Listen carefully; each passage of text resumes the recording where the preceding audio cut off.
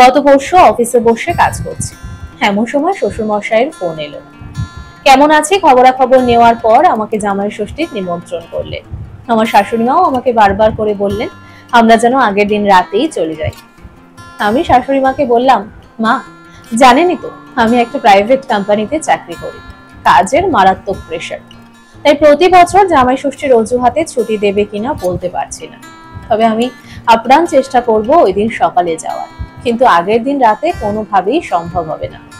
ফোনটা রেখে আমি একটু মুচকি হাসলাম। সত্যি বলতে কি, গত 5 বছরের বিবাহিত জীবনে 4 বছরই আমি আগের দিন রাতেই বউ সমেত হাজির হয়েছি শ্বশুর বাড়ি।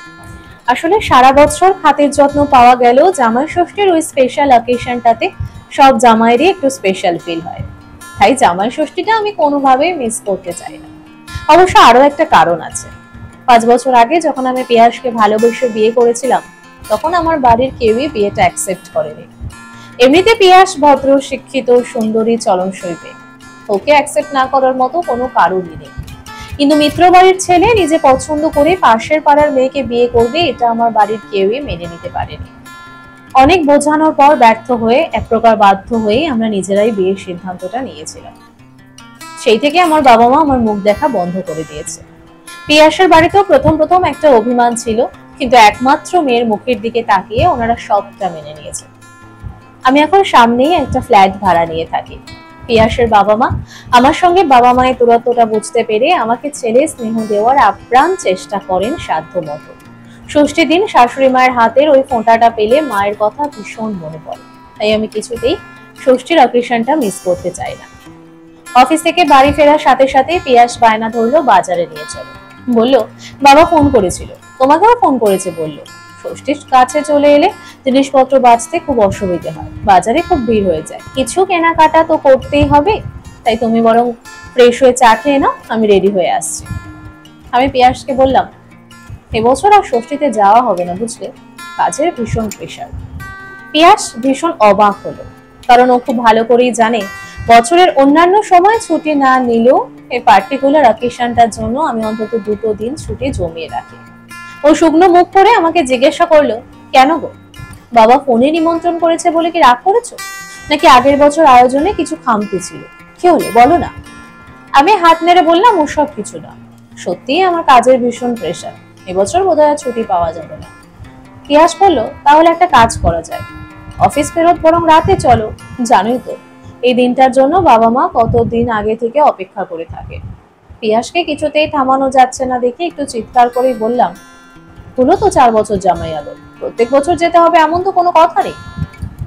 পিয়াস মনে মনে একটু আহত হলো, কিন্তু আমার কিছু করার ছিল না। আমার শ্বশুরমশাই একটা ফার্মে চাকরি করতেন, তাতে যা পেতেন ওদের 3 জনের হেসে খেলে চলে যেত, কিন্তু লকডাউনের সময় ওনার চাকরিটা চলে যায়। এখন বাড়িতেই একটা মুদিখানা চালান, আর তা দিয়ে যা হয় তাতে সংসার টানতে বেশ টানাটানি পড়ে যায়। আমি অনেকবার চেষ্টা করেছি ওনাকে সাহায্য করার, কিন্তু প্রবল আত্মসম্মানী ভদ্রলোক কোনোভাবেই আমার সাহায্য নেননি। এই অবস্থাতেও গত বছরও ওনারা আমাদের জন্য 3 রকম মাছ, মাংস, ফল, মিষ্টি, দামি জামা কাপড় কোনো কিছুর আয়োজনেই কার্পণ্য করেননি। পরে পিয়াসের থেকে জানতে পেরেছিলাম জামাই ষষ্ঠীর অনেক আগে থেকেই নাকি ওর মা ভাঁড়ে অল্প অল্প করে টাকা জমাতে শুরু করে, আর সেই ভার ভেঙেই সেদিনই মন ঠিক করে ফেলেছিলাম। যাই হোক, জামাই ষষ্ঠীর দিন সকালবেলা অফিসে গেলাম, কিন্তু হাফ বেলা ডিউটি করে বাড়ি ফিরে এলাম। ফিরে এসে দেখলাম পিয়াস চুপ করে বসে আছে। ওকে বললাম আজ আর রান্না করতে হবে না, চলো বাইরে কোথাও খেয়ে আসি। ও কিছুতেই রাজি হলো না, হয়তো দুঃখে অভিমানে। যাই হোক, ওকে জোর করে নিয়ে বেরোলাম। এদিকে বাড়ি ঢোকার আগেই শ্বশুর মশাইকে ফোন করে দিয়ে বলেছিলাম শাশুড়ি মাকে সাথে নিয়ে বড় রাস্তার সামনে ডায়াগনস্টিক সেন্টারটার সামনে দাঁড়াতে। আমরা অটো থেকে নামা মাত্রই শাশুড়ি মা ছুটে এলেন। বললেন, কি হলো বাবা, আমাদের ডায়াগনস্টিক সেন্টারের সামনে দাঁড়াতে বললে, কার কি হয়েছে? আমার তো ভয়ে হাত পা কাঁপছে। তারপর পিয়াসের দিকে তাকিয়ে বললেন, কার কি হয়েছে পিয়া? পিয়াও যেন ওদের দেখে আশ্চর্য হয়ে গেছে। আমি হেসে বললাম, মা আমি তো সেন্টারে যেতে বলিনি, আমি সেন্টারটার সামনে দাঁড়াতে বলেছি। তারপর পিয়াসের দিকে তাকিয়ে ভুরু নাচিয়ে বললাম, টেবিলে ভুরিভোজ বুক করে রেখেছে। শাশুড়ি মায়ের হাত ধরে আমি, শ্বশুর মশাইয়ের হাত ধরে পিয়াস একসাথে ঢুকলাম রেস্টুরেন্টে। টেবিলে সাজানো বিভিন্ন রকমের বাঙালি পদ, যা ওনাদের পছন্দের। আমি বললাম, ছেলে না হতে পারে, ছেলের মতো তো বটে। ষষ্ঠীর ফোঁটা দিয়ে কল্যাণ যখন কামনা করেন তখন আমাদেরও তো দায়িত্ব পড়ে আপনাদের জন্য কিছু করার। আজ আমরা এখানেই সবাই মিলে একসাথে জামাই ষষ্ঠী পালন করব। তারপর কাগজে মোড়া ওনাদের বড় ছবিটা ওনাদের হাতে দিয়ে বললাম, জামাই ষষ্ঠীর সাথে সাথে আজ আপনাদের বিবাহ বার্ষিকী ভুলেই গেছেন দেখছি। আপনাদের মেয়েও বাড়ি না যাওয়ার দুঃখে একদম ভুলে গেছে। প্রতি বছর ব্যাগ ভর্তি গিফট নিয়ে বাড়ি ফিরি, এটা আমাদের তরফ থেকে আপনাদের জন্য রিটার্ন গিফট।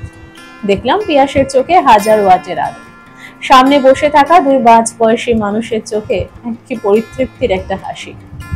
জন জামাই ভাগনা, তিন নয় আপনা, সবসময় সত্যি নয়। বৌমা মেয়ের মতো কিন্তু মেয়ে নয়, জামাই ছেলের মতো ছেলে নয়। এটা মাথায় রেখেও যদি একটু ছেলে মেয়ে হয়ে ওঠার চেষ্টা করা যায়, তবে এই ভাঙনের রমরমার যুগে সম্পর্কগুলো একটু হাওয়া বাতাস পায়, বেঁচে যায়। আপনারা কি বলেন?